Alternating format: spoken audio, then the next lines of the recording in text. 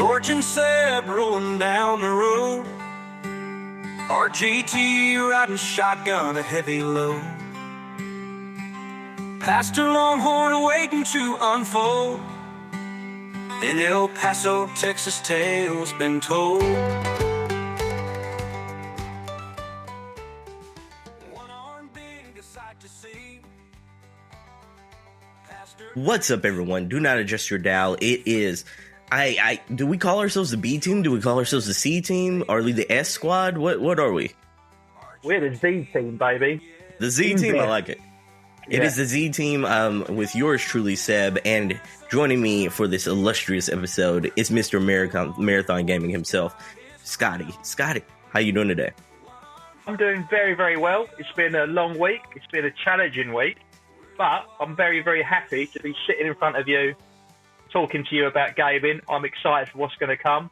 It's going to be a great show, and I am buzzing for it. How the devil are you?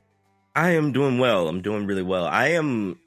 This episode's got me excited for a lot of reasons, because you, over the last episode, I found out that you and I had a lot of video game similarities, and I was telling my wife this, and I was just like, I knew Scotty was a Switch man, so of course that put me on guard immediately, because I was like, who wants to play Switch in 2024? But then I was just like, well, I got to talk to this man, and over the discourse of our conversation throughout the episode, I was like, this guy likes all the same kind of games I do right now. I'm like, he's vibing on another level with me. Yeah, we're gaming twins, but you shouldn't hate too much on the Switch. Where I live, literally, we only had electricity from 1990. We had internet from the year 2000, and the first console we got, a lot of people might have started on the Atari, on the NES, on the Commodore, on the Spectrum, but our first console we had was a Nintendo Switch, so we're just embracing it. Yeah, I understand. If that's the first one you got, that's the national console at that point, What I'm worried about is it might be the last one we get. That's the problem. No, I feel like the Switch 2 would be right up y'all's alley whenever it comes out next year. I'm excited for the Switch 2. A lot more excited than I am for the PlayStation 6 Pro, that's for sure. 6 Pro? Hopefully that's, at this rate, that'll be in the next decade or so. But, in typical UCP fashion, I do have to ask the question off the top that the coined phrase that George so elegantly puts it on every single episode.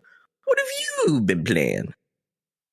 Modern wise, not a hell of a lot. So Whoa. I've been I've been full on retro handheld this week. So I haven't actually done a lot of gaming. I've been very busy. I've been playing a lot of board games. So it might not be a topic for everyone on this show, but yeah, I've had a few board game days with family.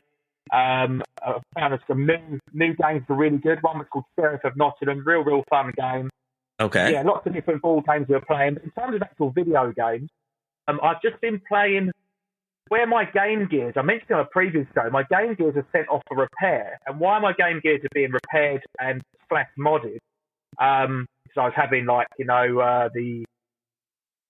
think it's called I can't remember what it's called. Basically, it takes a 6 or 8 AA batteries, but it's changing that so it's rechargeable on the USB port C, I think it is, the smaller USB. Gotcha. Yeah, the screen mod, all that sort of stuff, new cell case, even looking at a possible HDMI mod, so when I'm filming on YouTube, I can get the Game Gear on the big TV. So while that was happening, I was like, right, what am I going to play in bed? I need my little 10-minute downtime. And I thought, rather than play the Switch, what else can I play? Handheld retro. So I picked up my Game Boy Color, and it's a little Game Boy Color. It's a Game Boy Color Lite, not the Pocket. Is it called the Lite? I think it is. Slightly smaller screen. A lot of nostalgia for Game Boy in general, but the actual OG Game Boy games, I was very young when I had the Game Boy. I just had what was given to me, Tetris like everybody had. But Game Boy Color, I've got a lot of nostalgia for it. But yeah, I was playing Pokemon Yellow a lot, and I mentioned it previously, but I've just been grinding at that. So 10 minutes each night, a little bit of Pokemon Yellow, Pikachu, working my way up through the badges. Since the last show, since this one, I have actually now received my Game Gears have returned back to me. So I've gone full on handheld crazy. I was collecting loose Game Gear games, going to retro game shops, retro gaming markets, collecting loose Game Gear games. So I wasn't a big fan of the boxes. It was cheaper. I was happy with that. However, Nintendo cardboard just seems to just draw me in somehow. It's like it's literally like a fish hook in my mouth with a little bit of cheese on the end from Longhorn's toenails. I just can't seem to escape it. And the Game Boy Color boxes, I actually love the cover art on it. When I see them, I've got one in the corner I can look at now. It gives me mad nostalgia vibes. And not a lot of people go too mad for the Game Boy Color. I mean, there's obviously a lot of expensive titles that there are on all systems. But there's a lot you can find pretty cheap. And it's amazing. Because how old these games are, 30 plus years old. It's amazing to find out. And when you come across these games and they're still in good condition, because obviously when I was a kid, I used to just rip the tops of the boxes off. So it absolutely blows my mind that they've been preserved in this way. So I'm actually starting to collect boxed Nintendo Game Boy Color games, which is the first you've heard it here as an exclusive from El Paso. And so I'm going to put some, I was saying before we went on air, I've moved some things around in the games room. I'm going to put some new shelves up. I'm going to have them displayed front on. I'll probably do a new series for hunting and collecting them out in the wild. So I'm absolutely buzzing to get a bit more of a buzz for collecting something new. It's really fun when you're collecting something and you get a bit of a lull and you don't know what to play or collect. And I've been playing a lot of modern the last few months since joining the UCP team, and I haven't been playing too much retro other than the Game Gear. So I'm really happy to have found a new love, and it's really ignited my spark. Yeah, no modern for me, just literally Game Boy Color games. Did you have a Game Boy Color? Any games pop into your head? I did have a Game Boy Color and Game Boy Advance back in the day. Yeah. I loved the Game Boy. It was my first portable console, and outside of, I think that and the PS1 are what really got me into gaming as a whole, because I'm a 90s kid, so like those were kind of like that stage and early like era of like Game Boy Advanced and Game Boy Color games are what really kind of like pushed me into that love of video games right alongside the PlayStation 1. I'm not a physical guy at all. Like, I'm not a physical collector, but allegedly my Steam Deck is packed full of Game Boy Color and Game Boy Advance games. Oh, wow. That is really cool.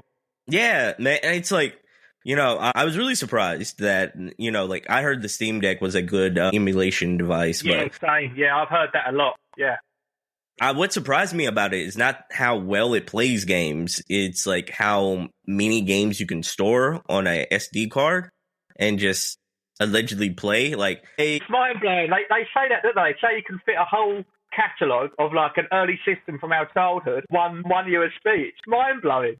I'm baffled because like I was looking to see how many you could store. You can do the whole modern or the whole retro Game Boy and Game Boy Color collection on there, and it doesn't even take up it doesn't even reach the gigs of the Switch. The gigs of the Switch come with like 16, I believe. It didn't even get to there. I'm like, I think it gets to like 1/4 of that, and then Nintendo 64 is like 1/4 of that as well. So I'm like, you can get all the major Nintendo like consoles up to the GameCube era and not even scratch a surface of a 1 terabyte SD card.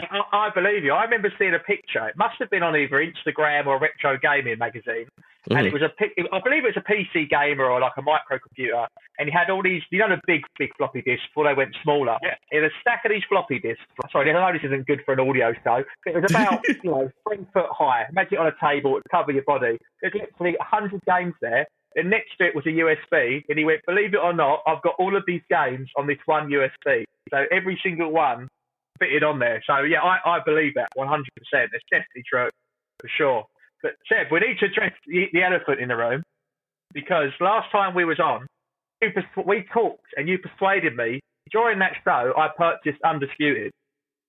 Since that show, I have become Undisputed, not once, not twice, but 3 times Undisputed champion, different divisions, featherweight, welterweight, heavyweight, and I've broke the back, the neck, the legs, the spine of that campaign career mode. I have made every customized character. I've been 8 foot tall. I've been 2'2". I've been loving that game, and I know it's got its flaws with the online games, like you'll be standing back and you'll be getting punched, but you're not physically getting punched. Like, what's going on with the hitbox? I get the online server's broken. However, you're a man that loves single player experience. You're the OG single player experience guy. So you must appreciate this game, no pun intended, is a heavyweight contender for Game of the Year 2024. I'm fighting everybody who says it's not. Look, listen, keep your Astrobot. This is what I'm talking about. It's undisputed. I love the game. I've done like 40 hours on it, Seb. I did 30 hours in 1 week. I love that game. It's everything I wanted. I love the career mode of it. I love the training mode you can do. I love the coaching. I love the management. I think the graphics are realistic. Obviously, got to think the last game I had was Fight Night Champion. Mm-hmm. I've embraced it. I've really enjoyed it. And everyone keeps saying, you know, what's wrong with it. But I've been telling my close friends that, you know, I work with and stuff, and everyone's been really enjoying the game, the campaign mode, and just loving the career mode. So if you just enjoy it for what it is as a boxing fan that appreciates that boxing have not had a boxing game in so long, stop being negative and looking at what's wrong with it. Just be thankful we've had a new game, and then we'll build up from that. Yeah, there could be more licensed fighters, but don't just play one division. I've knocked out probably 50 licensed professionals because I've gone through all different divisions, and I think the game's awesome. Like, yeah, if you go online and choose heavyweight, there's 12 heavyweights, but it's not. This isn't FIFA. This isn't COD. Get involved with a single player game. That's what it's all about. It's fantastic. I like that. You know, with Undisputed, I came into it thinking like, because this is a relatively unknown studio, I first came onto the map with this game at PAX. I was walking into the convention center in Boston, I believe, and I looked over and I saw a huge championship belt that this guy was holding, and he was holding one. It had a green strap on it, and then another guy was holding one. It had a red strap on it. And I was like, oh, those are the boxing championships, like championship belts. So I walked over there, and that's when I was first introduced to Undisputed, because they were actually demoing the game. This was about 2 years now, and ever since then, it's been all like on my radar. They gave me a PC code. I was, you know, kind of lukewarmly playing this off and on for about 2 years, and like you said, I think I looked at it in a different light of, this is more like an indie boxing game than actually like a boxing game made by 2K or by EA, which would have probably had a lot more licensed fighters. It would have probably had maybe a better hitbox. A lot of the online issues would have probably been addressed better because they used to servers like that with like Madden and with, you know, like all the rest of the EA catalog games. But for what this is, I do think this is the best product that we've had in a long time. And it really, to me, I think this inspires me more so of like, this is a great stepping stone for what they can do in the future. Like, I think this is a good template for them to work off of and build, because I think this is a good game. I think I would have probably given this like more of a 7 out of 10 than probably like Game of the Year contender. But I do think I don't think you can hate on the fact that that there's not too many licensed boxes, because it's not as straightforward as that. No. I feel like, so with boxing, like for example, if we compared UFC with boxing, so UFC, you know, Dana White, the president, he would say, right, this is the purse, you know, it's split 60% to, you know, whoever's ranked higher or whoever's holding the belt, there'll be a knockout bonus, blah, blah, blah. But in boxing, you haven't just got the manager. You don't have a particular governing body. You've got multiple governing bodies. You've got 4. And then you've also got the stable that you're fighting with. So you might have, you know, Matchroom. You know, you might have like Eddie Hearn. Yeah, so they will have their own package that they do. There's so many things that are done. They talk about fights for like years before they happen. And then even the purses, they're so mixed up. And it's quite realistic, even in the game. You could be fighting someone, and you might, and because you want the shot of fighting someone, you know, a lot better than you, it's a risk to the fighter who's got like a higher prestige. You know, no losses. So it's a risk to him. You're a young upcoming. So they're offering you 10% purse, which is terrible. But that's the truth. That's what's happened. And that's why you see fighters come out of nowhere. Like we talked before about Golovkin. no one heard of Golovkin until we had 30 fights because everyone avoided and ducked him. Mm-hmm. And that's when you look at different careers, like with Frank Warren's stable, for example. Like, look at Anthony Joshua's career, of how easy his first 20 fights was, and then look at Daniel Dubois' career, of how hard his first 20 fights were. And that just shows you the power of TV, sponsorship, media, negotiations, and who's got the control in the box industry. There is a little bit of corruption there. So it's not the case of, you know, like football, you could just go to Man City, right, we want to put your players in the game, here's this, and they do a quick deal. There's so many variables. It's like they're owned by so many people, these boxers. It's not just a straightforward thing. So I was actually quite surprised by some of the fighters. That's why it's so easy. But there's a lot of retired boxers in it because that's easy. Yeah, you know what I mean? They haven't got different people. So non-active fighters are in there. There were some fighters in there I forgot about. Like, even in the featherweight, you got like Cole Frampton, Scott Quigg. Don't get me wrong. I used to watch those guys fight 5, 6, 7 years ago.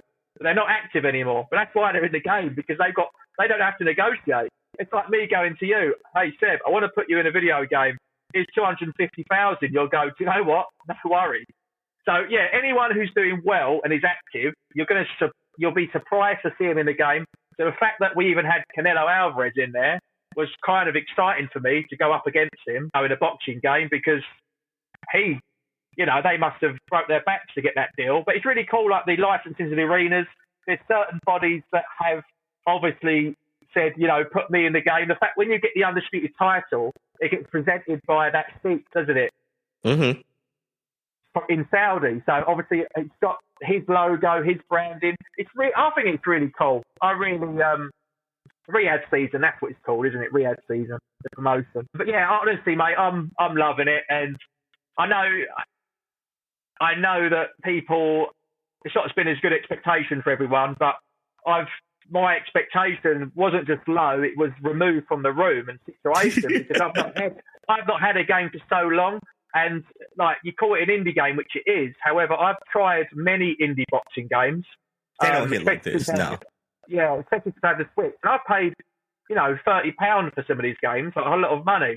Like there was, I don't know what it's called, realistic boxing or real boxing. There was 1 and 2, and they're dreadful. And I'll be very honest and say they're bad, but this game is a really, really good game. So I'll do everything I can to elevate them and show the world that this is the real deal. It's a good game.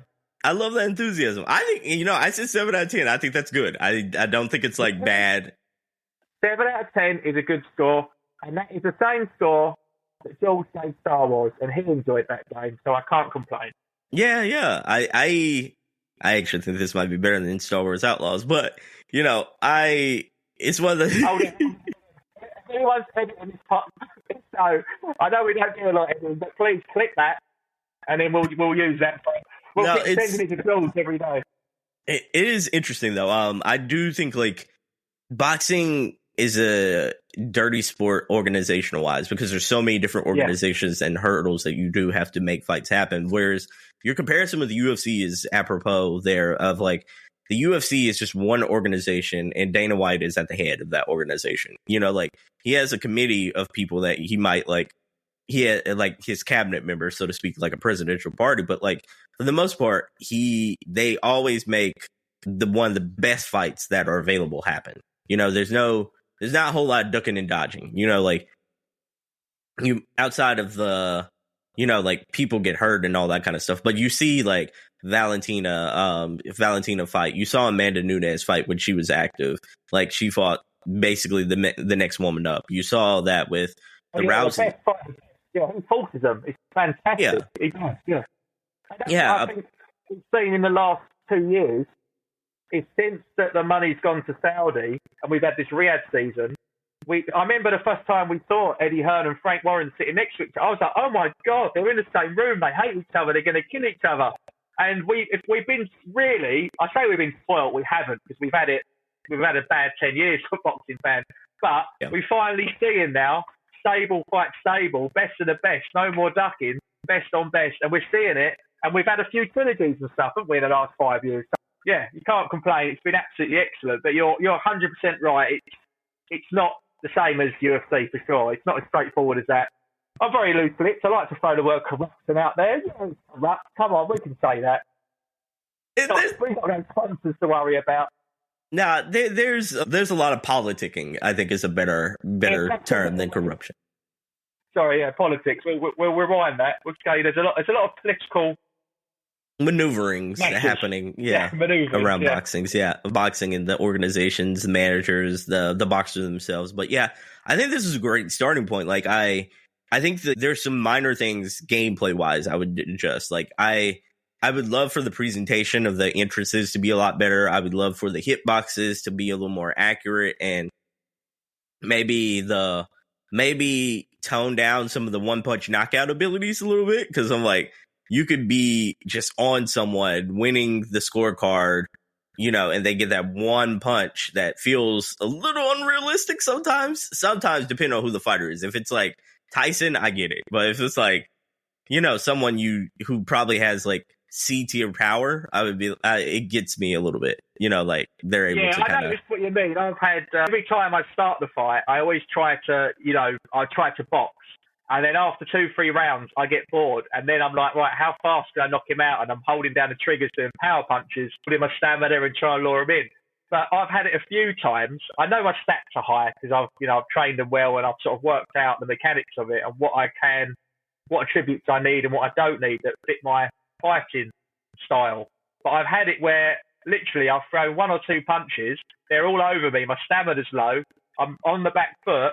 And then I've literally rolled under a hook, hit them with a little uppercut, and it's absolutely sparked them, dropped them out. And I'm like, what are these hands that God has given me? I just feel so powerful. The one thing I find really silly, the only thing I would like to change, and they could update this, I'm surprised someone hasn't said to them yet, is the 3 knockdown rule applies. So if you get knocked down 3 times within a round, and the only reason why I say, it's handy for speed running career mode, because I sometimes blow people away within a couple of rounds.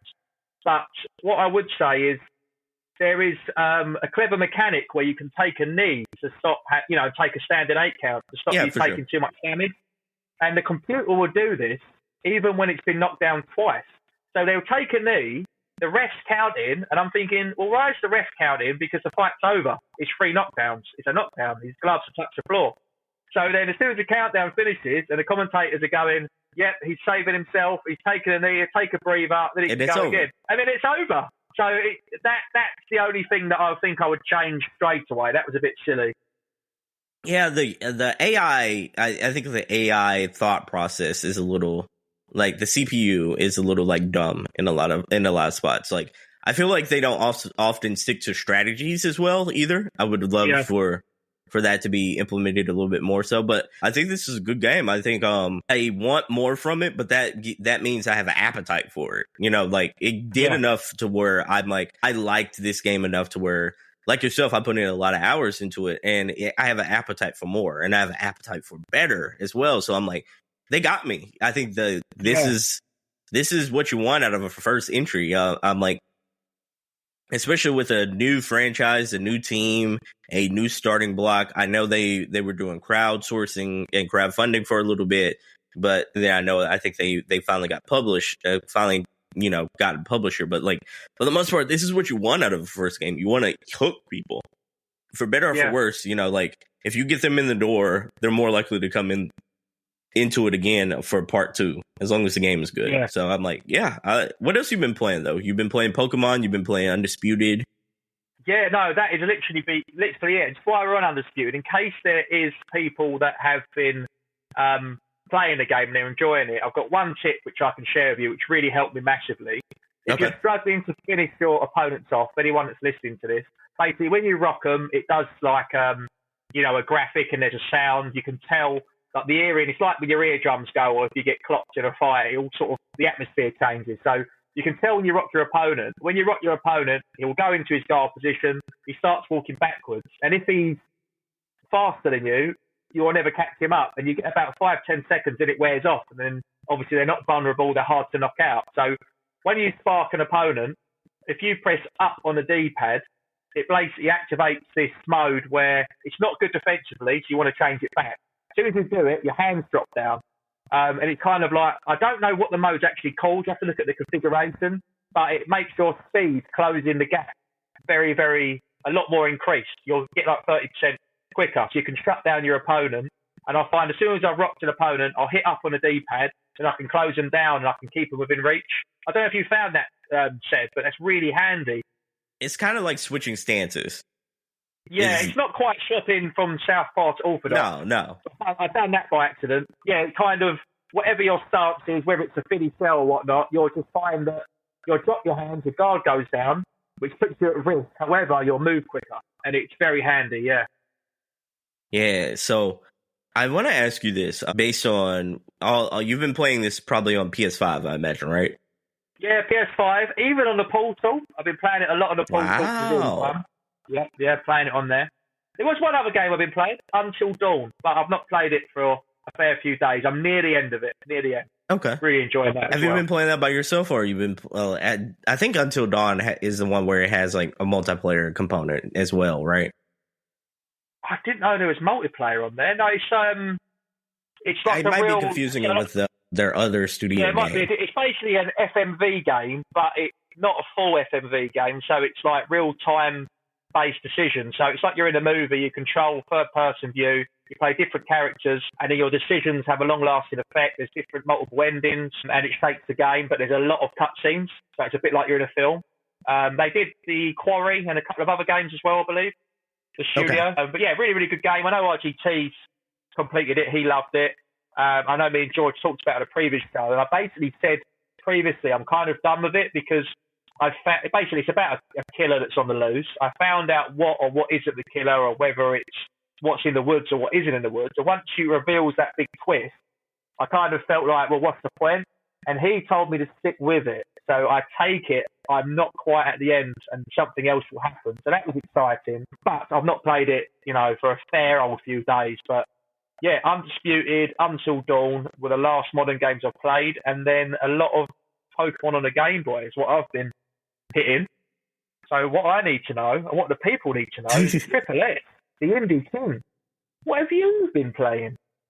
First of all, I think I was thinking of another Supermassive game, maybe one of the Dark Picture games, because I know they do like the other horror games as well. But like, I've been playing quite a bit of Metaphor ReFantasio. We talked about this, I think, last time I was on.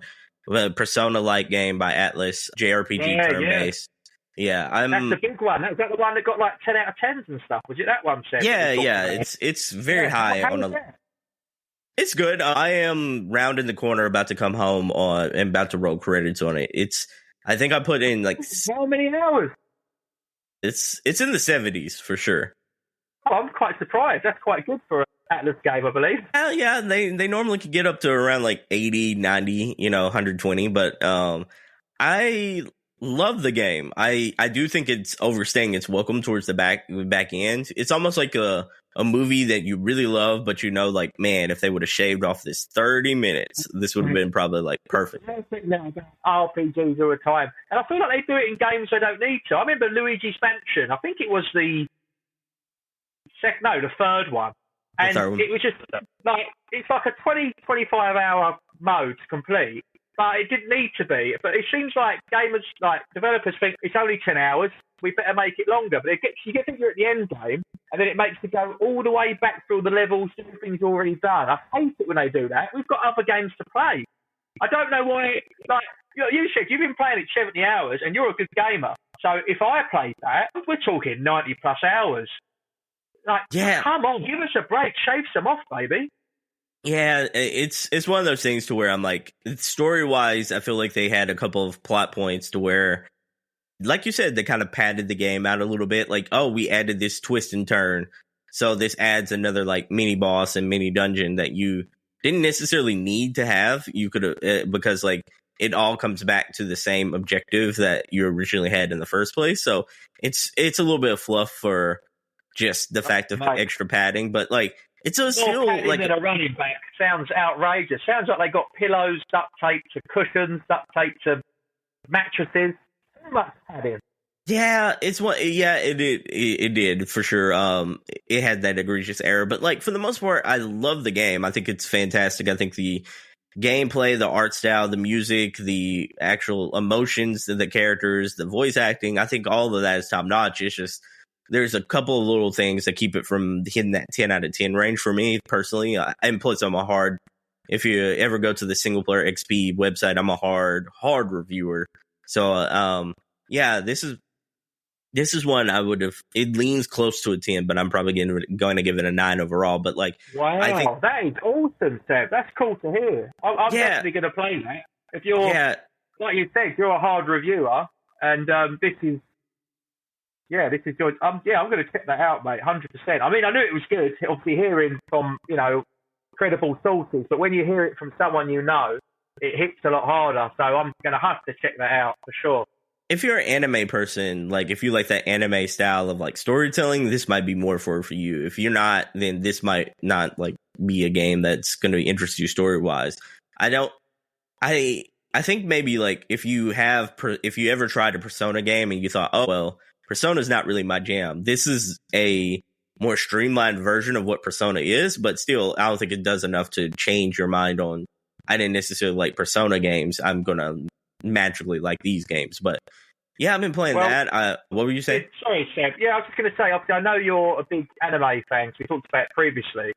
So is that what drew you into this? Was it if it wasn't like the animation style art wasn't the way it was? Do you think you might have given it a miss? Do you think that's what the main thing that drew you in for this one? No.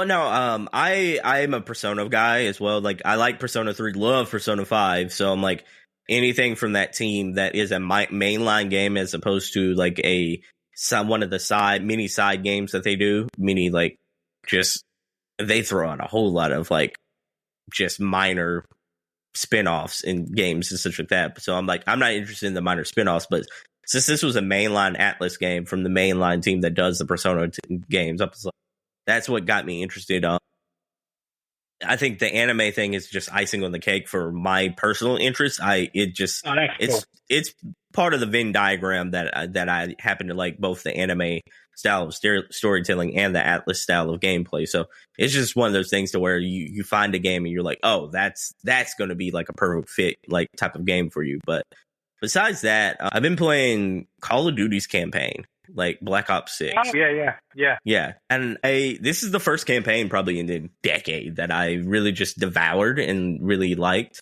I do think it has some, I finished the campaign yesterday. It has some pacing issues as well to where I feel like it kind of overstays its welcome by an hour or maybe an hour and a half because it is a short campaign. It's only like 7 hours, but I like everything about the presentation. I think the story is going to be kind of like a Mission Impossible style of story for a lot of people, to where like if you like that style of like action, espionage, like shootouts, that sort of thing, you'll like the story will be serviceable enough here. It's not going to be a Hall of Fame narrative, but I do think like the set pieces are spectacular.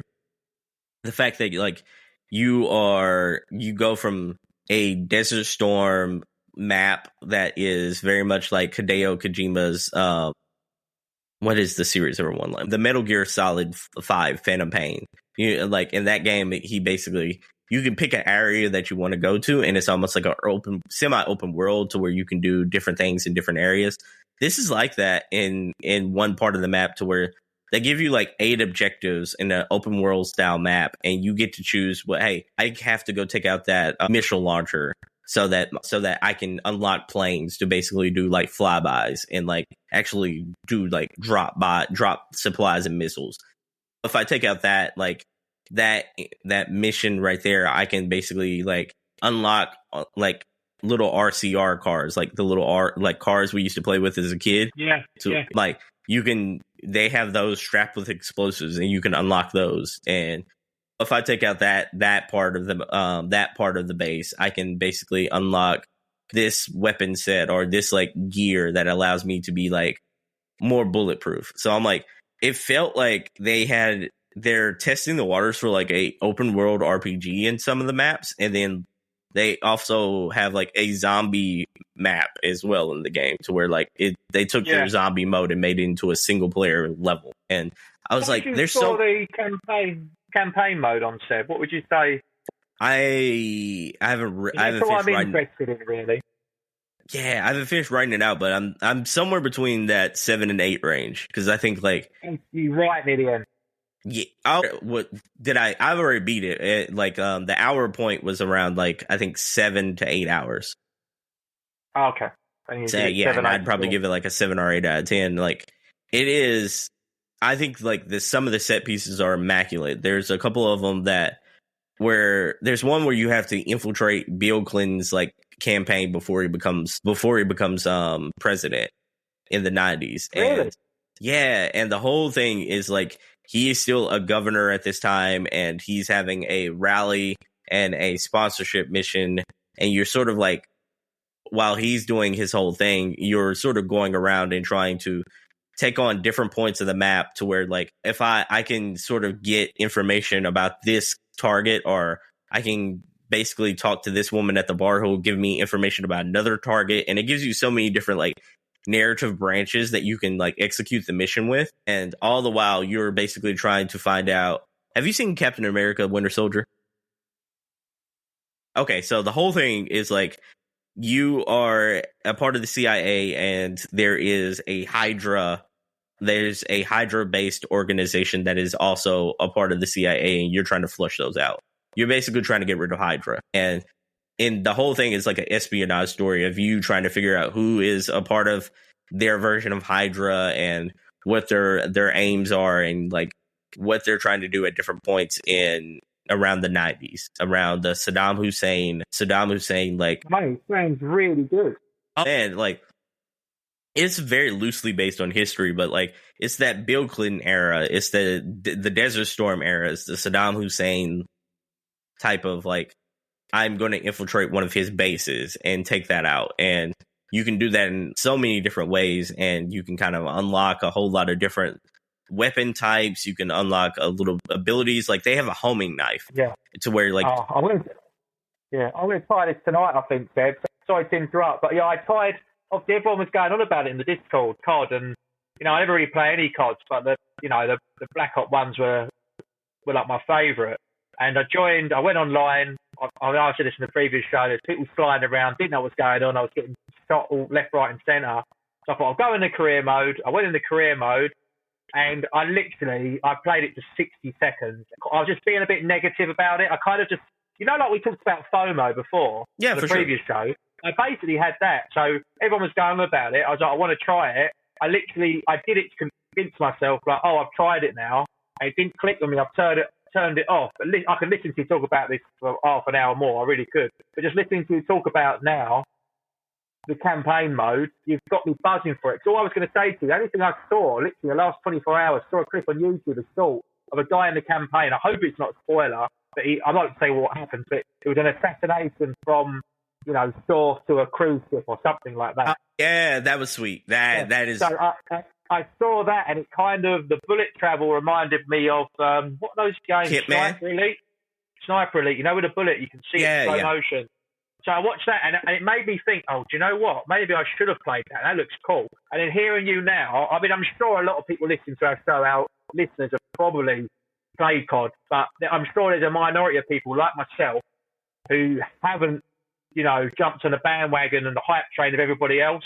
So sometimes games are so pushed down your throat and out there, it puts me off a little bit. So it's really refreshing, mate, to hear that you had a great time in the campaign. And I honestly think, like, after this show recording, I think I might put it on and give it a go. So, mate, it sounds awesome. But yeah, sorry, carry on. It sounds brilliant. No. I didn't realise there was so much to it.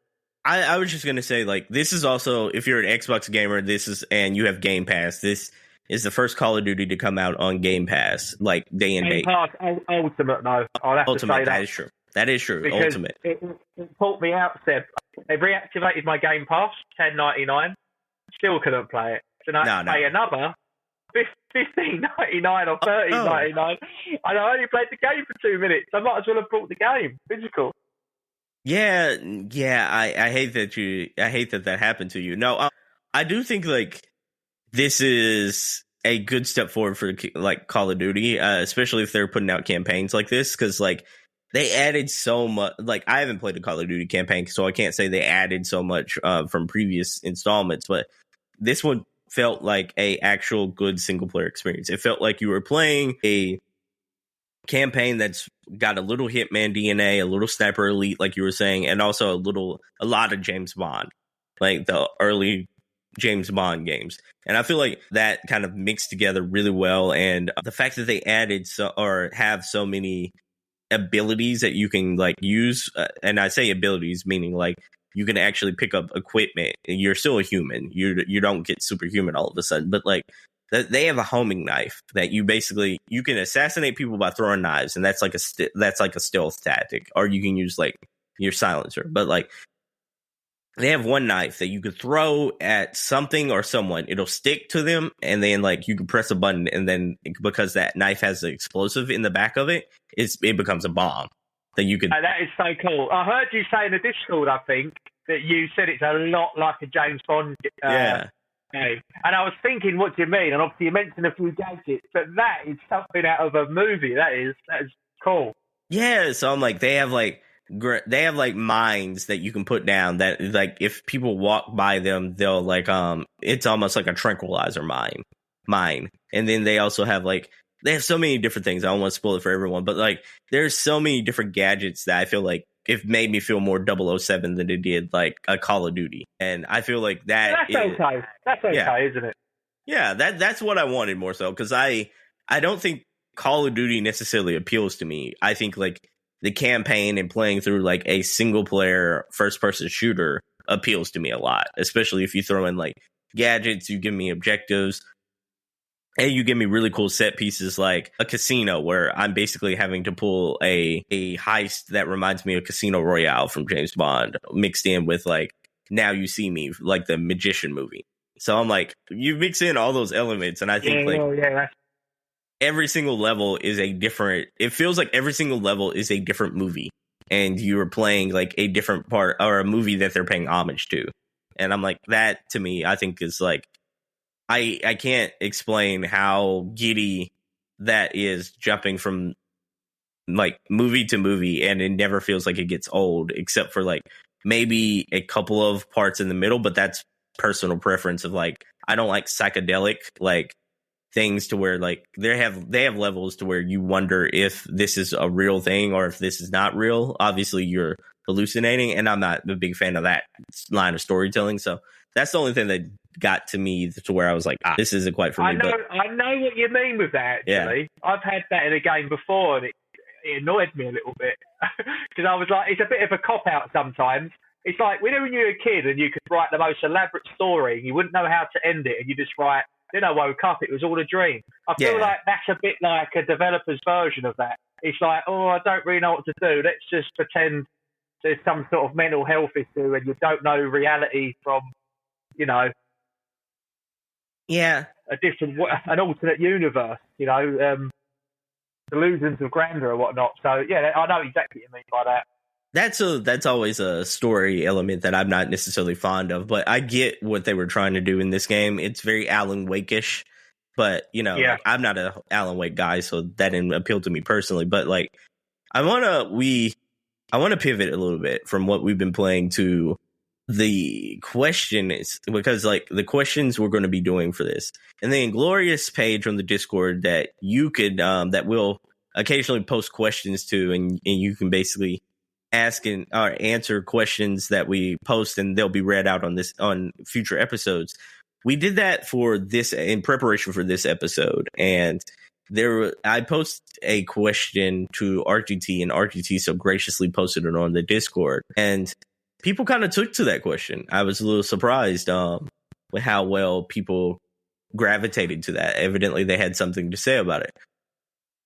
The question being, let me see if I can find it really quick, because I want to make sure I got it going on here. Okay, so interesting topic idea. Are we in an era where video games are struggling to make a long-lasting impression? I ask this because so many games this year have come and just gone.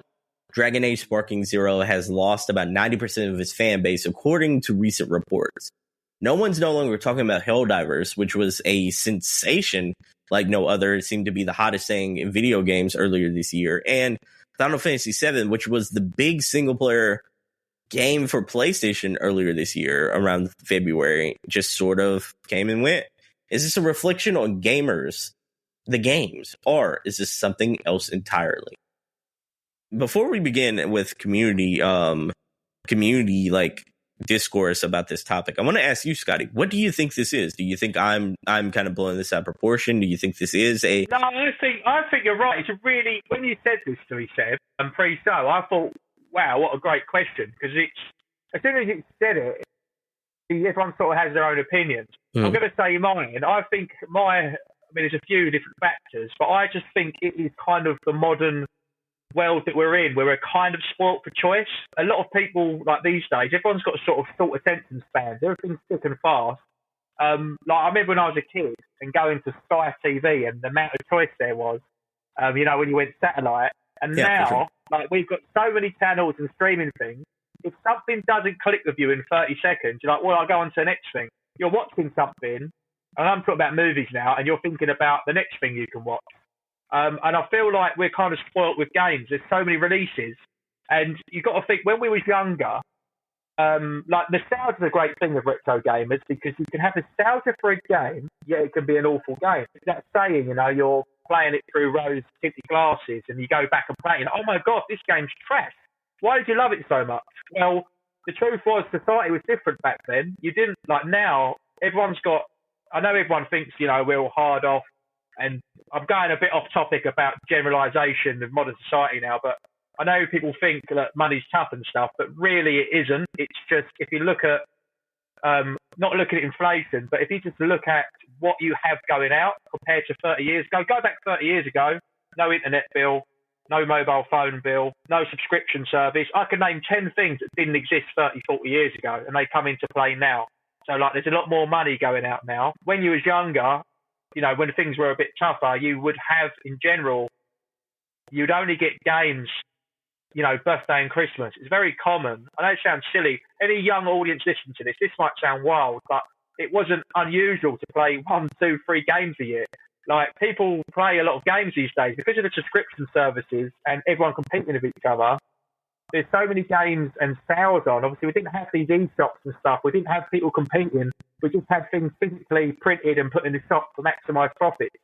If you look at inflation of games, if you look at the price of games from current day to in the 90s, there's not actually been any inflation on games. They're the same. They've always been $49.99, They always have been. So when we was younger, we got 1 or 2 games, and that was all you played. So games would be terrible, and you would just play them. But now, and you'd play it for 30 hours. You'd have to find enjoyment in it. You'd get a game, and no matter how bad it was, you'd have to play it. You didn't have anything else to play. But now we're so spoiled for choice, I feel like. If a game doesn't hit you straight away, you're like, well, why am I wasting my time? You don't need to. I hear a lot of, even on the show we talk about it, one of us might find a good game. Like George might say, this is good. And then RGT or yourself might go, I've played it, it's not very good. And you'll hear people say, stick with it. Stick with it. People talk about, my wife says it about series with TV shows. She goes, oh, it's not very good show. And they go, oh, stick with it. A few episodes in, it gets good. And people say that, and that just goes to show we're very quick to go, nah, not feeling that. I mean, literally 5 minutes ago, I said I played COD for 30 seconds. So, I'm not being a hypocrite here. I've done it myself as well. So I just feel like we're really sport for choice.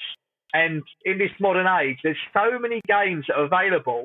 You don't even have to go to the shop anymore. You can just press a button and it's there. So if you don't like it, you don't have to think, oh, no, I've spent £40, or no, I've got to go and return it. You can just go, click on another one. It doesn't cost you any money if you've got Game Pass, etc. And I think you're exactly right. For example, what was that big one? You saw Helldivers 2. Everyone went crazy about that game, right?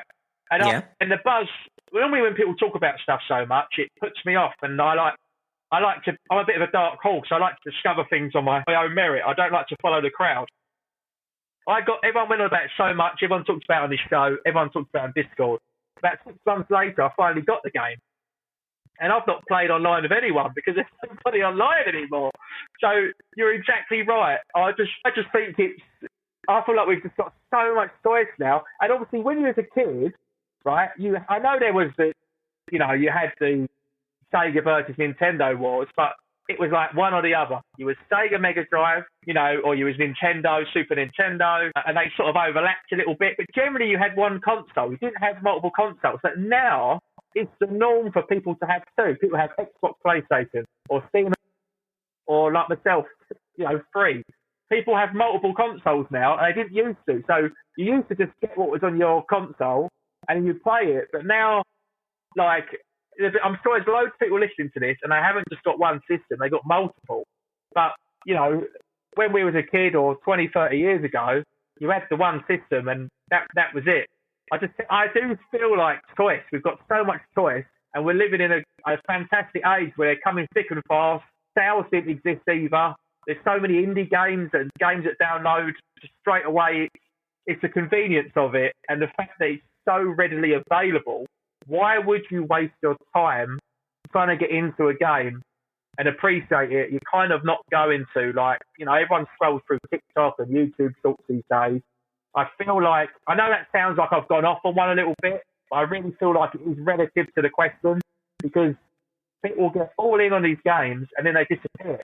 I mean, get content creators, of course, as well, which will show lots of footage of games and playing it.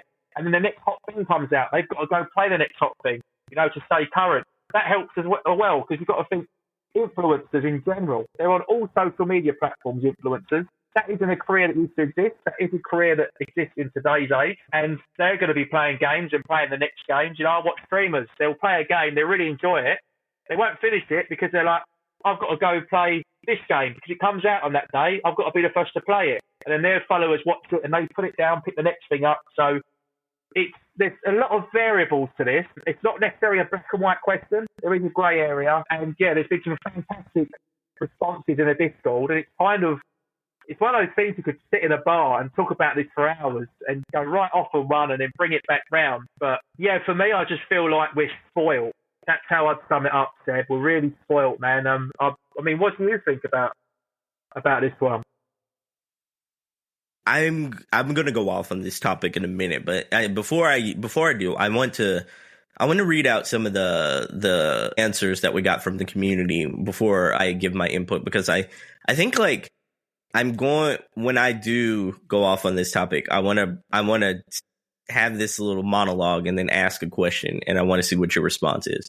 So before I do that, though, Firm Returns wrote in with this response. He said, I don't think a lot has changed. There's always been some titles that stick and maintain a strong player base, but most disappear after a year or so. Part of it is game design.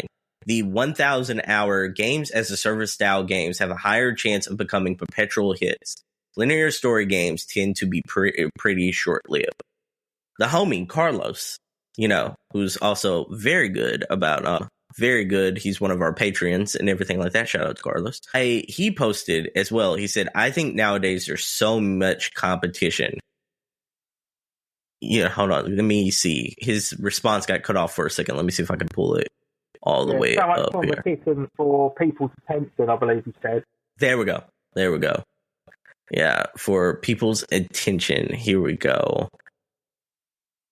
And for people's attention, much of it is designed to deliver quick dopamine hits, then move on to the next thing. There is far easier access to a vast array of games, mobile, browser, Game Pass, PlayStation Plus. It's just easier to move on to the next game than another or so on. Kids today grow up with parents who are gamers, so have access to all their games. My parents weren't interested in games, so when I got on a game, I'd stick with it for months until I might get another. That's a very interesting response as well. He said also the innovation is slower. It's slower back in the day. Everything was new.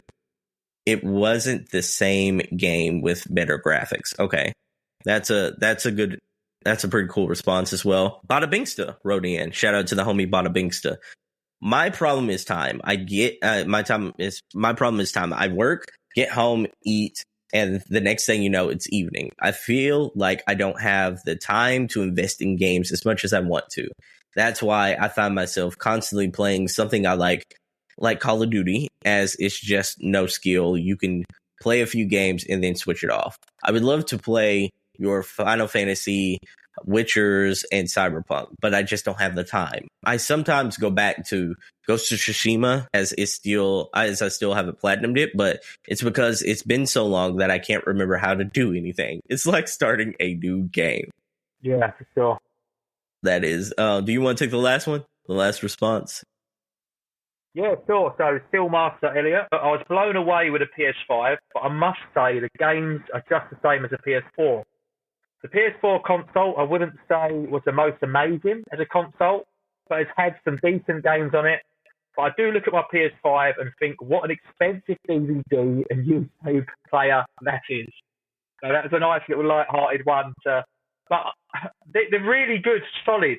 Like it really is food for thought. Like every single one of those, it makes sense. I mean, what Carlos said about the games, when they're so innovative these days, every 6 months you get a slightly better graphic game. So I guess, back in the day, the games are sort of reskinned. Everyone was just trying to do a different version of Mario or whatnot. There is some really interesting things. And even what Firm Returns has said as well. Big shout out to Firm Returns, saying about linear story games tend to be pretty short-lived. There is a bit of a, developers drop a game, and if it doesn't hit straight away and the servers aren't pinging, they tend to work straight on the next game. Sometimes, I know we've mentioned it before, sometimes I feel like everyone's trying to make the next Fortnite. Everyone's trying to cash in and, get that game. So if everyone's not jumping straight on it, they're sort of they're ditching it pretty quick and going on to the next project. But there's every single one of those is, Bada Binkster, I feel for you, buddy. I really do. I know exactly what you mean. Sometimes it's effort starting a game. I spend a lot of, I know it sounds silly. I don't really know how to describe it. It's kind of a bit like an anxiety I get with starting a new game. I'd be interested to know if anyone has this. It's not like a massive anxiety problem, but I can buy a game. It would turn up, and I'll be really excited for it. But then I'm kind of not finished with the game I'm playing. I want to play it, a bit of a FOMO thing, and then I have to really, even if I've got nothing to play, I have to really talk myself and build myself into starting a new game. Like learning a new game is always difficult. The first half an hour.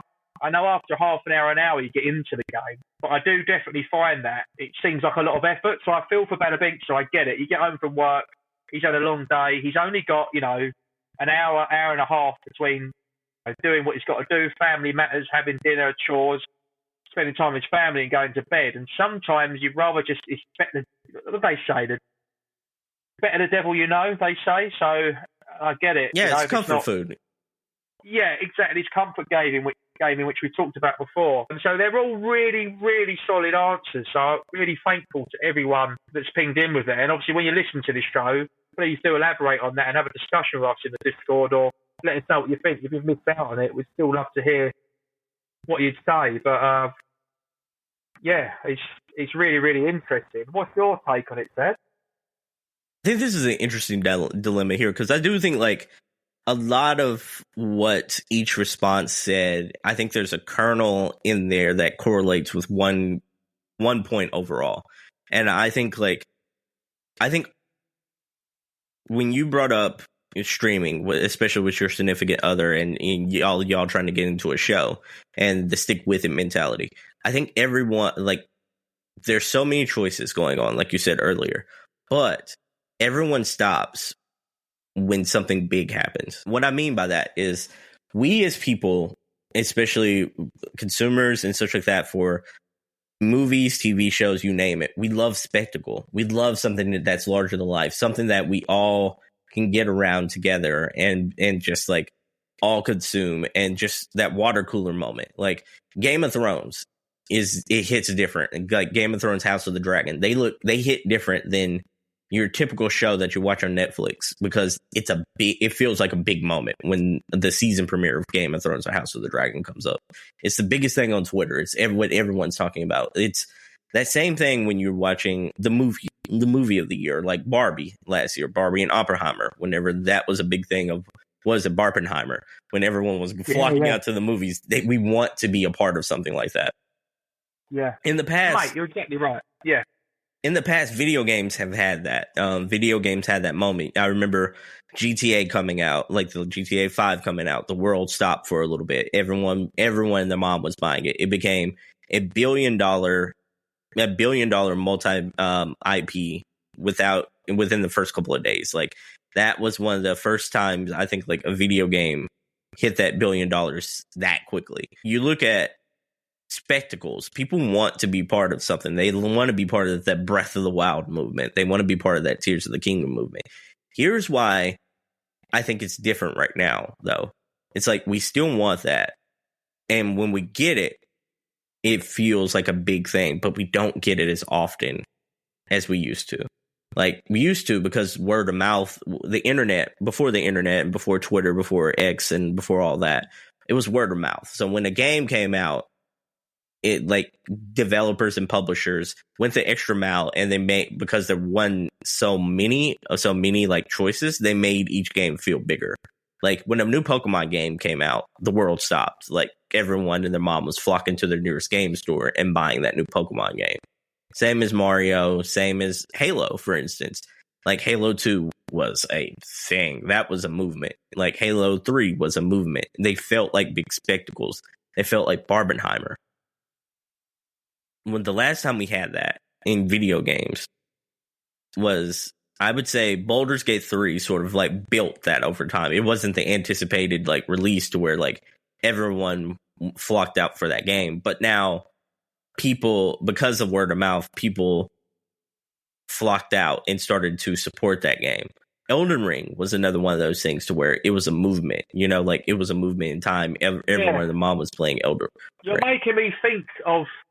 You're making me realise something when you're saying this about big games. I'm starting to think, I feel like it's a marketing thing, like a viral thing.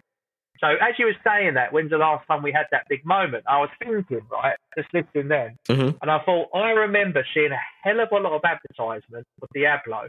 And I remember over on the East Coast in New York, they had, there was a time, I don't know if you've ever been to Singapore, but they have a bit of an issue there with pollution and a bit of like, you get it in London, like back in the day, basically a lot of like smog. They call it smog in over there in Singapore. They have a bit of an issue there for Malaysia and stuff, pollution. And I remember it happened in New York. I can't remember why, but there was a time where, I don't know if it was some sort of desert storm that come across, but there was like a lot of, it was like a misty red rain and stuff in New York. Okay. And I remember someone took a picture and it was on the front cover of like everything.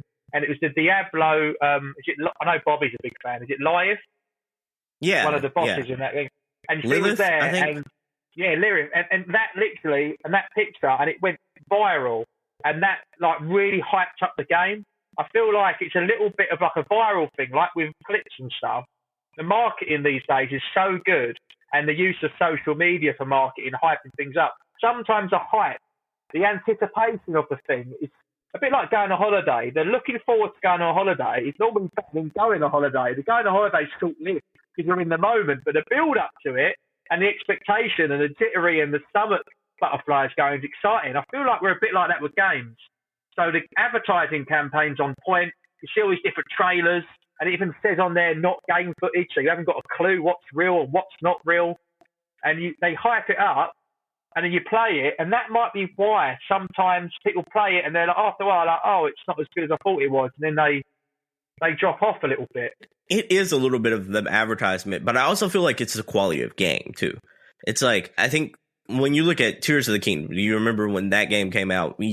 You kept seeing everyone's creations on social media. Like it was a wave to see like how creative everyone was with like how they solved puzzles, the structures they built and everything like that. It took over social media for gaming. I think Elden Ring did that for, you know, like people were making videos to where they would put music alongside of like their kills. They were doing skits and such, like of how hard or how much they loved different things like that. There was people who made skits about being maidenless and different things like that. It's a movement. It's like I think like it's a combination of marketing, social media, like you being trendy social media wise, and then it's also quality wise, because I feel like you have to have that perfect wave, and then you kind of like, if you have that perfect wave, you can maintain that momentum. I want to read something to you before I get your feedback here. It's like, I looked on Steam. This is like a concurrent list of people playing an individual game on Steam right now. Like, so. Okay, it tells you the quantity. It tells you how many people are currently playing one game at the moment, like in real time. So And then it'll also tell you the peak, how many people have all time played that game at one time. Does that make sense? Yeah, of course, yeah. Okay, so right now Counter-Strike 2 is the highest game with 893,000 people playing Counter-Strike 2 at the moment. You know, Dota... Right now, or of all time? Is that of all time? No, right now. Right now? Okay, I didn't realise it's still going. Yeah, Counter-Strike just, I think you're thinking of the first Counter-Strike. Counter-Strike is, I think this is a new iteration, but like Dota 2, 572,000 people. A game called Banana is and then it drops down to 267,000. And that's for a game called Banana. Now, I want to read you out Farming Simulator. This would make George happy. 119,000 people. Well, how many accounts has George got? I don't know. It must be a lot of Georges out there. But he's got a server room. GTA 5 with 106,000 people. Baldur's Gate with 69,000 people playing that. Factoro, which is a game I think I shouted out last time I was on. It is amazing, by the way. 68,000 people are playing this indie game right now. Let me go down to Cyberpunk, which is, pretty big game there. Dragon Age the Veilguard, a game that just came out this past week. 32,000 people are currently playing that. Helldivers, 31,000. Let's see, Cyberpunk, 27,000 people are playing that. Monster Hunter World, 27,000 as well. Which, compared to 800,000, you'd think, oh, that's kind of a slip off. But it does, yeah. 28,000 people is a lot of people, though. It is a lot of people. And League of Legends, I've got friends that still play that. And that come out a long time ago. Obviously, esports probably helped a little bit as well. But Dead by Daylight, people play that still. And that keeps still getting... There's continuous updates on games. That come out a long time ago. So let me read out these last two. Elden Ring, 24,940 people currently playing Elden Ring at the moment. Red Dead Redemption 2, 23,773 people are currently playing Red Dead Redemption 2. I'm surprised. So, what this is telling me, regardless of whether you're playing a here's another one. Crusader Kings is a RTS game. Crusader Kings 3. 20,000 people are currently playing that. Left 4 Dead. 23,000. Can you just check one for me? Yeah, go ahead. It's a very big online game. Very, very popular. Mario Odyssey. Can you just check how many people are playing that one? This was on Steam, so I can't check Mario Odyssey. But Fallout 4 right now, 15,000 people are currently playing that as we're talking right now. The Witcher 3. People are playing Left 4 Dead. Did you say Left 4 Dead? Yeah, Left 4 Dead 2 is what I said a minute ago. Ages ago. And it had over 23,000 people for Left 4 Dead right now. This is blowing my mind. What year did that come out on? Oh my goodness. Let me see. I did not know this. This is news to me. That people are still playing this hardcore? Yes. Okay. 2009. That come out 2000. How many people are playing Fight Night Champion? We're only 2 years off that. Let me see. Is Fight Night Champion on Steam? Let me see. It might not be. By the way, Fight Night Champion is on Game Pass, I know it's on Game Pass, yeah. Yeah. Let me read out these last two for you. The Witcher 3 Wild Hunt, 486. Like Hogwarts Legacy, 14,000 people are playing Hogwarts Legacy at the moment as we're talking. So I brought all these things out to say sometimes it's not about being one or done. It doesn't matter if you're single player. It doesn't matter if you're multiplayer. I think the quality of your game is like the highest bar mixed in with the marketing and social media push. But it's also a game like Red Dead Redemption 2, has all these people. It's because the quality of that game is so consistently high, people still want to keep playing it. And here's another thing. An article right here from GameIndustries.biz. Over 60% of players right now are playing games older than 6 years. Man, that's 60. 60% of gamers are playing games older than 6 years. Blowing my mind, Seb. So this is blowing my mind. So this was for GameIndustry.biz. So I'm bringing all this up. All these people are playing all these games.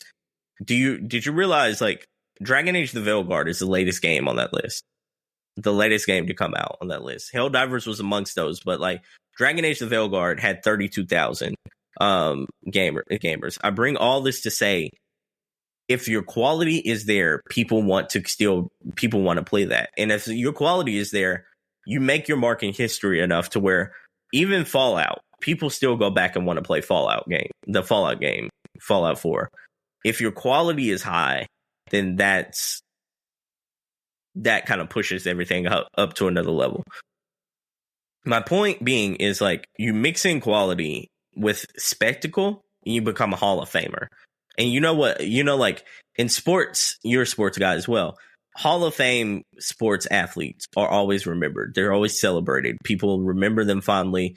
They get put on talk shows, all that kind of stuff.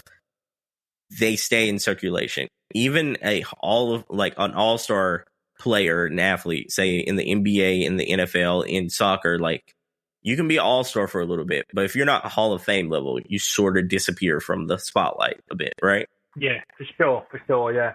There's that sort of top, it's a bit like football. You have that like Premier League level, and you have Champions League level. It's that world class. Yeah. I know exactly what you mean, yeah. So in video games, is there another level of video games that transcends just a Helldivers, a Final Fantasy, I hate to say this now, but Astrobot, to where like, are we missing a Hall of Fame game this year is what I'm asking. Because like, here's the thing. You heard that over 69,000 people were playing Baldur's Gate still? That game came out last year. People are still playing a game that came out over a year ago right now, and they're feasting on it. 69,000. Imagine 69,000 people in one room. Yeah. So it's mind blowing. It's a concert. It's a huge arena full of people watching soccer. 69,000 people. That's insane, right? I think you're right. It's like, this is really blowing my mind. Obviously, it is. 419 people are currently playing Baldur's Gate. If you kind of look at it, it's like there's been loads of great games, and obviously we've all brought up great points. But the way you just said it, Seb, it's like all these great games are like, they're athletes that are top scorers in whether it's in football or NFL in basketball. This is like your Seth Curry or Kevin Durant or whatnot, for sure. Current. But the games you just mentioned that people are still playing, that's the LeBron James, that's the Shaquille O'Neal, that's the Michael Jordan, that's the Charles Barkley. You know what I mean? It's like another level. They're being remembered forever. I would be baffled to see. Like, I would love to see Nintendo stats. I know they don't post this about concurrent players playing a game, because I bet Zelda's pretty high still. But the reason why I say this is like, I think there's another level, a spectacle gamer level, a Hall of Fame level, that is like, when we get those games, they not only feel special, but they stay relevant for a long period of time. And I think it's, when I asked that question yesterday, I marinated on this myself. The question being, to remind everybody, because I know we've been discussing this for a long time here. Like, are we in an era where video games are struggling to make a long-lasting impression? I ask this because so many games this year have just come and gone. Dragon Ball Z Sparking Zero has lost 90% of its player base. No one's talking about Helldivers or Final Fantasy VII anymore. Is this a reflection on the gamers, the games, or is there something else entirely? What are your views? And I asked that question. I marinated on this for a little bit. And I came back to a question, because I told you I was going to ask you a question at the end of my rant, at the end of all this I brought up.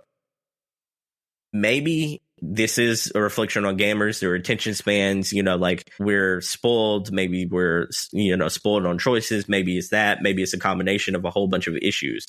But it's in a wave of all these games being pushed out, the oversaturation of games.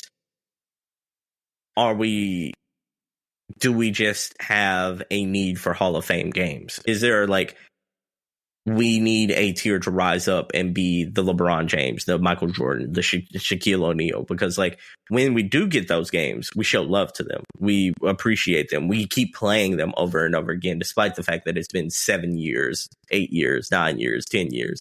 In the case of Stardew Valley, which has over 25,000 people playing Starfield. No, I missed that one. I was actually looking at a game called Deadlock. Right now, Stardew Valley is 47,213 people are playing Stardew Valley. Can you check Hades on there? Yeah, for sure. I love Hades too. Yeah, because I mean, I wonder if some developers are aware. I mean, you don't know it's going to stick until you drop it. So it'd be interesting to know. Like, obviously, you know if you're cooking something big as a AAA studio, but there are some games that hit. Like, what was a game? There was a game called Spiritfarer. I know you're the Indie King, so you've probably heard of it. Yeah, I like Spiritfarer. I completed that. I heard that was a studio of 3 to 6 people that worked on that game. There's no way they knew it was going to have the impact it did. I heard that game made as much profit as any Nintendo AAA title. Sometimes I guess you just don't know. So Hades is an interesting one right now, like, because its current player base isn't super high compared to the other ones, but it's split into 2 now because a lot of people are playing Hades 2. So 13,000 people are currently playing Hades 1. Currently. But that might not seem like a high number, but remember, a lot of those people are moving.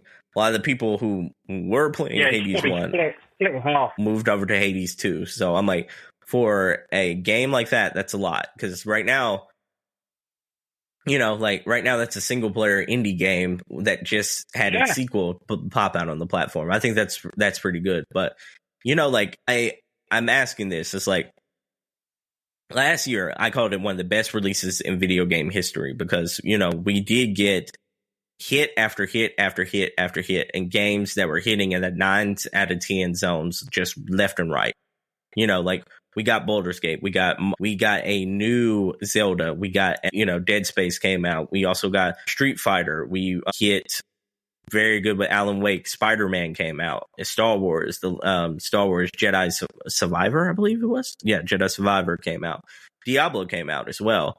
We also we had Hogwarts Legacy come out at the beginning of the year. I don't think that's a 9 out of 10 game, but it's a game that people love. I digress. We had a lot of games here, and a lot of those games that are listed 9 out of 10 games are in the top 100 list right now.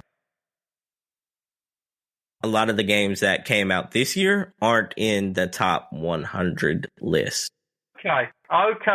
Well, that is a spin. That is a spin on it for sure. So that's why I'm asking. Last year we had a lot of blockbuster games.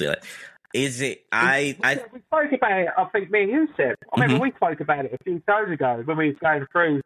I think it might have been the FOMO one. We was mentioning we just kept them pulling them out, and then I said to you, "Oh, yeah, Spider-Man." You went, "Yeah, that come out." We was talking about. I think we were talking about Game of the Year candidate. Yeah, for now, sure. It's like me throwing undisputed there.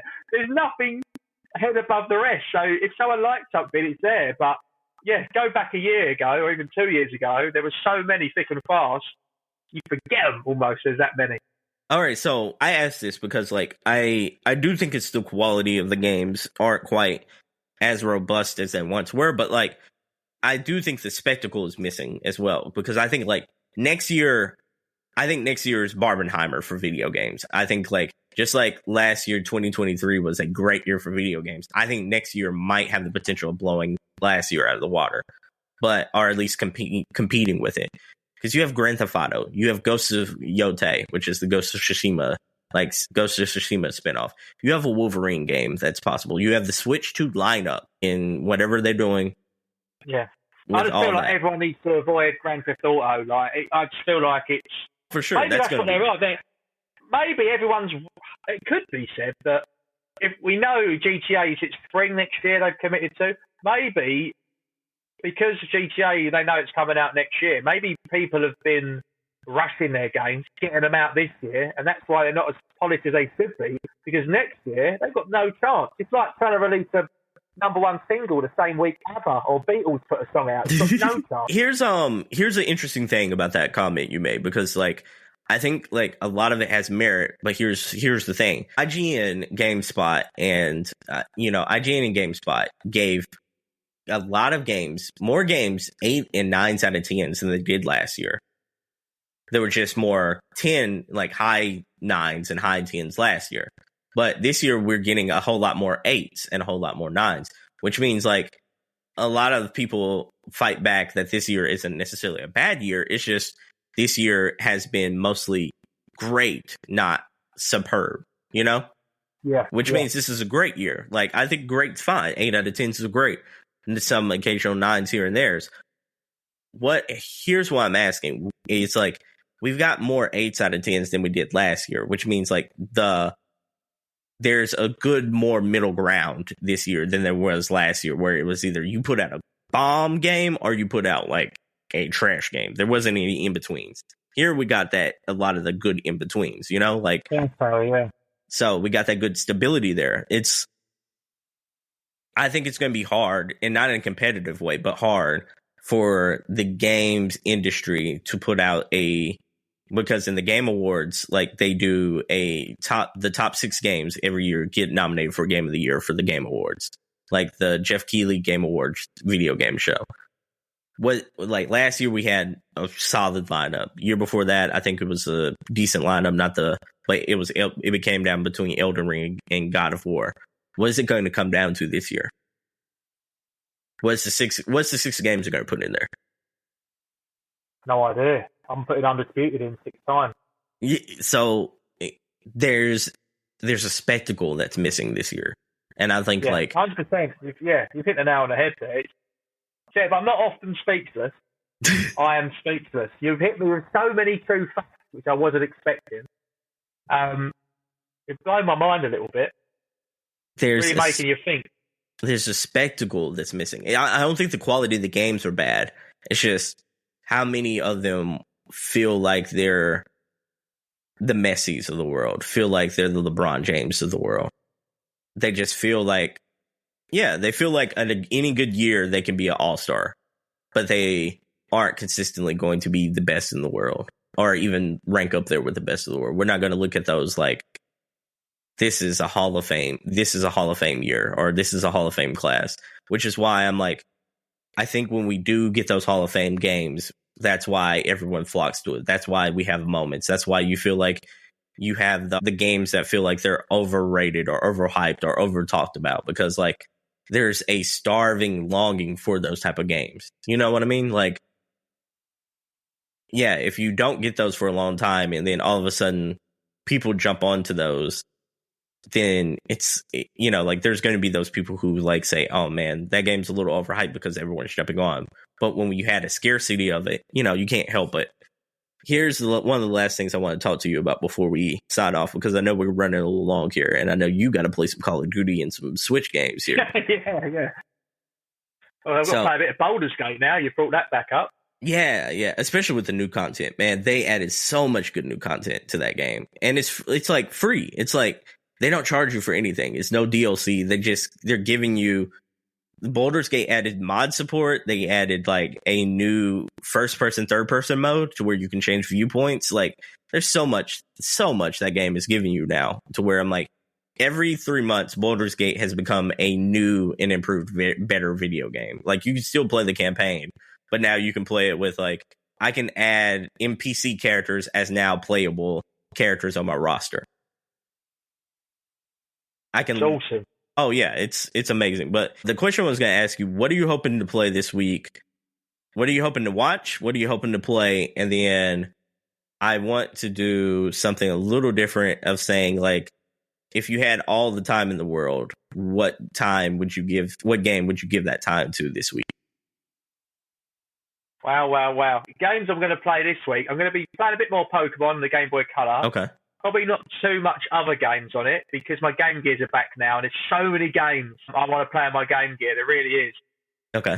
So I want to do a video on my Game Gear collection, and I want to go into some Game Boy Color stuff. So I'm going to be playing a lot of that. But I am going to play Call of Duty, because you said it. I am going to play COD.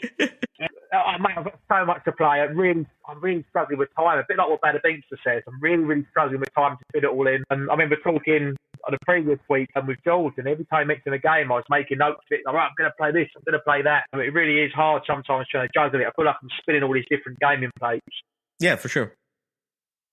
But yeah, that's probably what I'm going to play. I've got the new, I tell you what I did play a little bit of, I forgot to mention earlier. There's a new, you're going to hate this, Mario Brothership. I know George was hating on it as well. That came through, Mario and Luigi Brothership. Now, there's a really cool mechanic in there where you press A to jump and then you press B and Luigi jumps. He follows you around as like a shadow. There's a bit of a puzzle element to it, a bit like Pikmin, where there's something you got to do. And it's a cool, unique mechanic. However, it's meant to be a blimmin' kids game. And I'm like, I failed at the first hurdle. I'm half an hour into the game and I'm stuck on like a seesaw of not knowing what to do. Are you enjoying the game? Because I it's just FOMO. It's just FOMO. Let's be honest. I need to play it to see what it's like. But yeah, still so many games. I said to George previously, I want to play the Yakuza games because they're all on Game Pass. And one's come to Switch. I think it's Yakuza 0. You get digitally or physically with limited run games. And he said to me, they're going from the Game Pass store. So I said that in the previous stuff. Still not played any of them. Honestly, there's so many games I want to play, but even listening to you talk about like some of these OG big games that come out 10 years ago that people are still playing, it makes you think. Even that story I said about Diablo, going a bit off topic here, but for sure. A non-game related podcast, Joe Rogan podcast, which is like number 1 or 2 in the world, so I'm sure everyone knows what it is. And I don't listen to every episode. I pick and choose, probably 1 in 6. I was listening to an Elon Musk episode pre-election to the US, election. Yeah, for sure. It must have been when the debates were happening. It just, they went off on one a little bit. And at the start of the show, they mentioned that Elon likes a bit of downtime and he likes to play games of really hard difficulty because he can't concentrate on anything else. All parts of his brain have to focus on the game. So that way, even though it's stressful, he finds it therapeutic because his subconscious isn't working out problems, with SpaceX or with different stuff. Yeah. Anyway, while he was talking about it, and you can watch this on YouTube, it shows it. I don't know if you know this, but Elon Musk is ranked top 10 in the world on Diablo. Did you know that? No, I didn't, but it's... I didn't, and it's making me want to play Diablo because I've got the Diablo console. When I bought the Xbox Game Pass, Xbox Series X, the cover art was Diablo. And that was a game that came pre-installed. And so listening to you talk about all these different games that people are playing that still play, it's kind of making me want to jump back. I think I had no idea with some of them that it's blown my mind a little bit. I'm real spoiled for choice of what Diablo 4 is on Game Pass right now as well. Yeah, I've got that. I've had a few emails from limited run games, so I've got Lollipop Chainsaw, which is coming to me. I know it's flawed. I've got the original, but I never completed it, so I'm going to play that. There's a Rugrats game. I'm a big fan. I haven't played all the Rugrats games, but I love Rugrats. I've got a couple of VHSs in front of me, and I've even got here Chucky. Yo, Chucky Finster. Yeah, he's there. But it was a game that I loved. Me and my sister used to love it when we was younger. On the PS1, it was called Search for Reptar. And they brought out a new modern... Yeah, I've completed it even a few years ago. I love it, even though it's really easy to complete. Child's game, but... a lot of nostalgia for it. So there's a new Rugrats game coming out. You can get on NES cart or Switch. I went for the Switch. And there's another. So I've got a few games coming in the post. But yeah, there's nothing that's screaming out to me, Seb, that's like, I want to do this, I want to do that. I've just got, at the moment, my brain's scattered across lots of different games. I really want to, I think it'll be my first platinum, so I don't think I've got any platinums. I really want to get a platinum on Undisputed. So I said it previously. I've got some rare trophies. Like, I got the Undisputed trophy, which is 51-0, and that I looked, and now it's 6%. When I got that trophy, only 2% of players in the world had it, so I was getting some pretty cool trophies, and I love the game so much. I'm getting to a point now where I'm going to do it on a higher increased difficulty. Okay. And I'm loving my PlayStation Portal as well. So, I mean, this might sound a little bit, cliche to previous episodes that people have listened to. But I'm probably going to play a bit more Undisputed. Okay.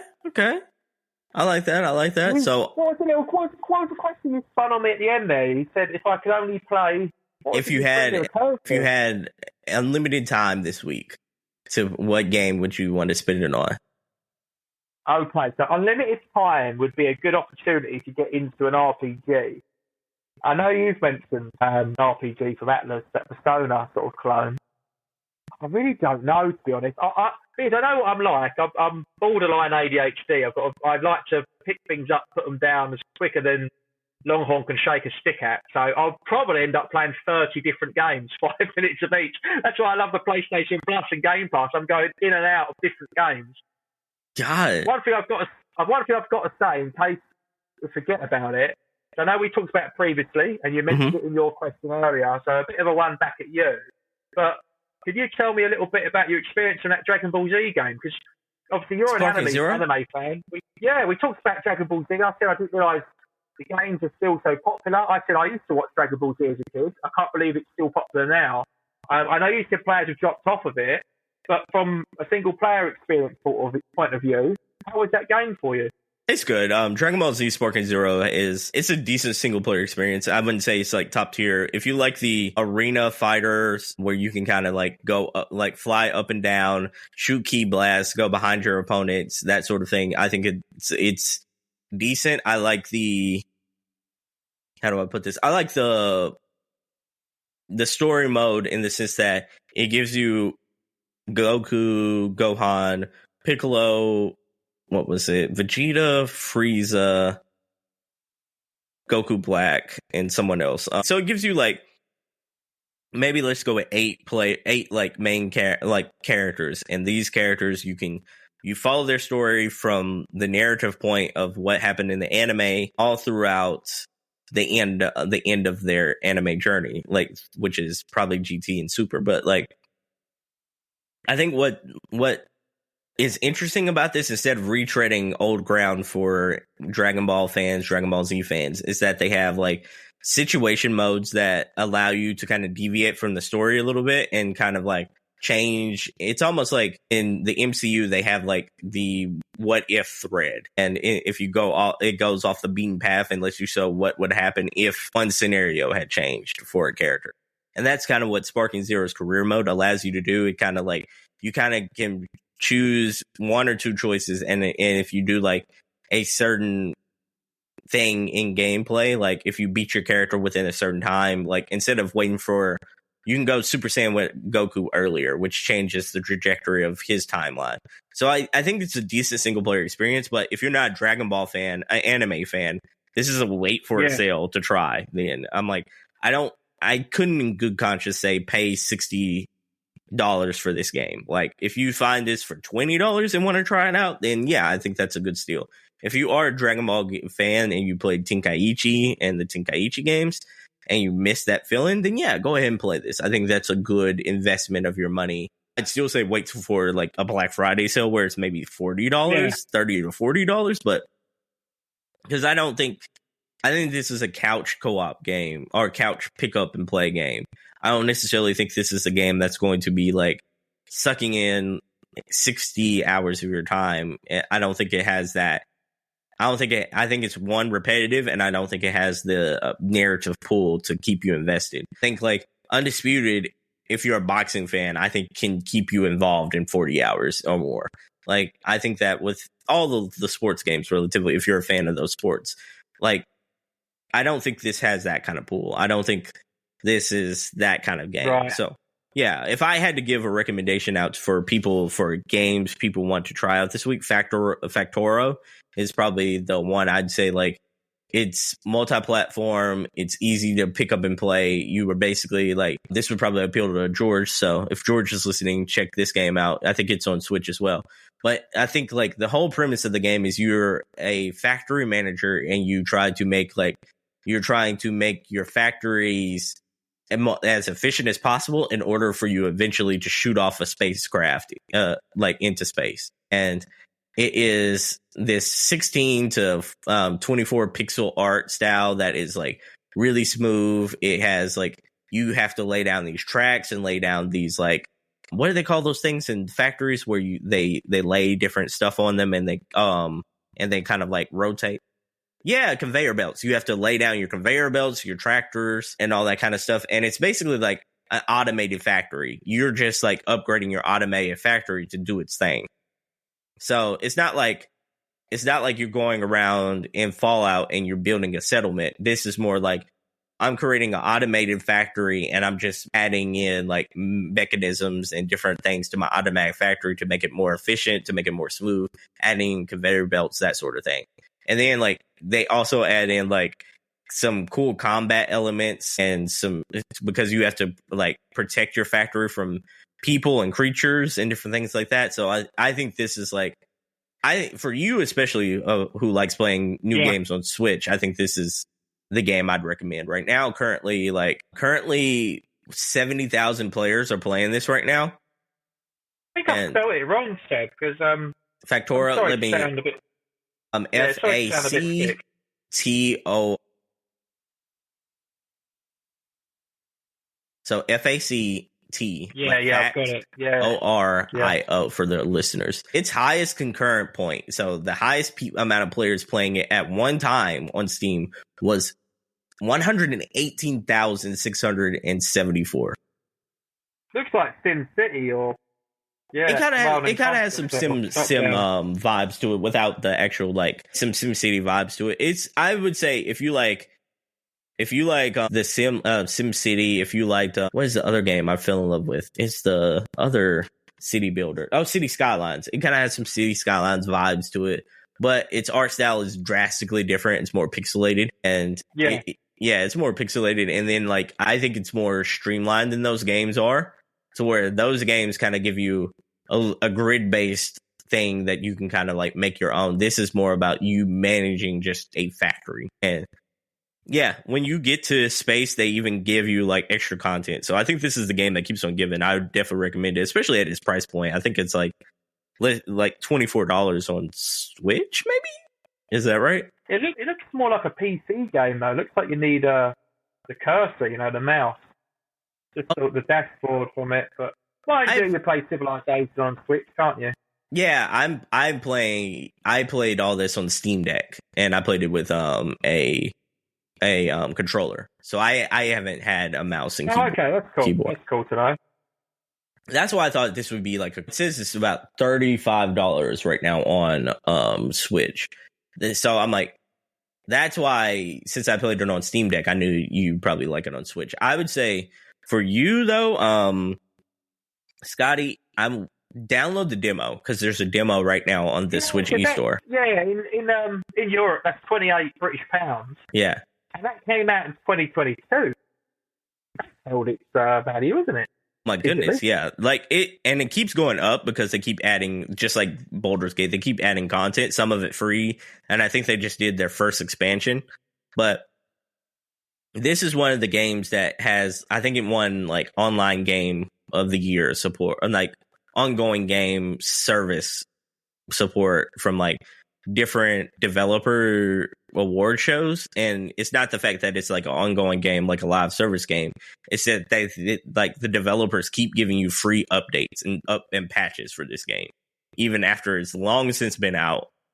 Like new players are astounded by the level of quality of this. That I think is that I think is the most telling thing, because this has probably the most polish I've seen in a indie game. And I've played a lot of indie games this year, but this is one of those to where I'm like, I jumped on it late late because it came out in 2022. I jumped on it this year and I'm like, boy, this feels like a high budget AAA studio did an indie game. My list is back. Just you saying you play a lot of indie games made me think I've still not played Pizza Tower. And obviously you said that was Game of the Year like 3 years ago. Yeah, I've still not played that on the Switch, Yeah, I think that's definitely so many games today. Wow. Yeah, play the You're demo, going to keep me busy. I'm going to need a whole week off for a designated game, not just 24 hours. Well, everyone, speaking of a whole week, this week we're going to read out our patrons, and then we're going to sign off. I know we're running long here. Do you have the list of patrons? Yeah, I can get that up real quick. Just bear with me. I remember some of them on top of my head. And I don't want to get anything wrong. All right, so I'm going to start off because I do have the list up right here, at least part of it right here. Oh, I've got it. Yeah, I've got it, baby. All right, so we got Trestles, New York. Then we've got Bada Binkster. Tingleton. We got Digital Monkery. Roasted Space Monk. The Gaming Gran. Volbar. Gaming. We've got the one and only Shieldmaster Elliot. Thank you for your help in the Discord earlier with the show. Appreciate that. Jen. Emma Sharp. Harvey Retro. The man that is missing on the Eastern Front, nowhere near Berlin. I believe we missed Carlos as well. I don't see him on this list. Oh, I've got him there. I've got a couple. We've got Carlos. Big shout out to Carlos. And we've also got Firm Returns as well. Big shout out to Firm Returns. Big shout out to Carlos. Okay. Mumsy. The RG Tizzle Fan Club Rizzle. Yeah. Tizzle now. Okay. Rizzle in it, mate. Smith got to sit in the room. Pete Brocklehurst. Everyone's favourite naan bread at my local Indian restaurant is Billy Marmite. You go ahead and do this next one because I got to do the last one. Oh, yeah, of course. Simon, or depending where you're from, maybe you're from France and it's pronounced Simon. Simon Prac. Okay. Hiya, Simon. All right. Are you ready for this last one? Let me just get the baby oil. 1 second. Okay, I've got it. Son. Give. I had to get a quick motorboat in at the end. So everyone, you know, if you follow the links in the description of the episode, you can see where you can also become a member of the community that gets read out, and all it takes is just a small monetary sum. Remember, this episode is free always, but you know, if you do want to give back to the show, that is where you can do so. Just follow the links in the description below. In the meanwhile, this has been a long episode, and I know Marathon Gaming's got some gaming to do. That's in his name. That's in his blood. That's what he does. So we're going to sign off right here at, you know, Pastor's warming up his guitar, as we say here in Texas. So, you know, I've been Seb. You can find me at the Single Player Experience podcast, where you can also find, you know, all your dope podcasts. You can also, that's been Marathon Gaming. You can find him at the great YouTube site. You know, just type in Marathon Gaming in the YouTube. That's what we call it over here, the YouTube. You find him over there. You know, don't forget to like and subscribe. He's got videos coming out all the time. Great stuff where you can find out all of his shenanigans and just stay in tune with this glorious man. Anyways, I've been Seb. That's been Mr. Marathon Gaming, aka Scotty, aka Mr. Switch, aka Donkey Kong himself, because, you know, that's the guy looking over his shoulder. This has been the UCP podcast, and don't forget, there's nothing wrong with having the unofficial controller. It's what you do with it that counts. See ya, everybody. Bye! Ooh.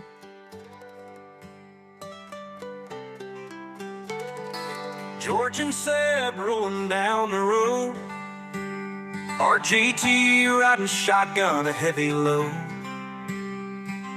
Pastor Longhorn waiting to unfold. In El Paso, Texas, tales been told.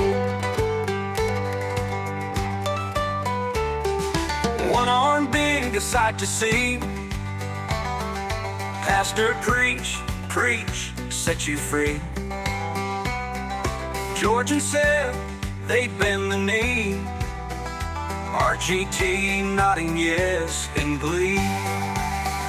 Join the cult in El Paso town, where Pastor Longhorn's got his crown. One arm high, the other down. We're the wildest show around. Sunday's hot, the desert air.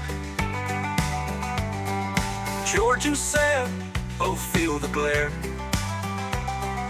Longhorn's words hang everywhere. Salvation found without a care. Sunday's hot, the desert air. George and Seb both feel the glare. Longhorn's words hang everywhere. Salvation found without a care. RGT plays a sacred tune.